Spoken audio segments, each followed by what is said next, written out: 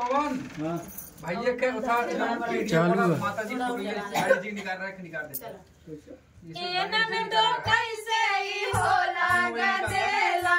ए ननदो कैसे ही होला गदेला, दर्द उठेला बोला कौनी हो बेला, दर्द उठेला बोला कौनी हो बेला, ए ननदो कैसे ही होला गदेला, ए ननदो कैसे ही होला गदेला,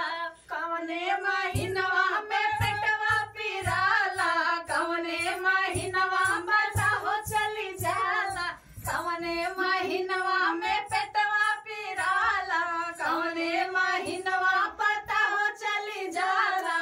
कई बजे रतिया में खेले लू खेला, कई बजे रतिया में खेले लू खेला, हे ननदो कैसे ही होला गदेला, हे ननदो कैसे ही होला गदेला, काकाई होला सुहाग वाली रतिया, कैसे बलवा करेला हो बतिया।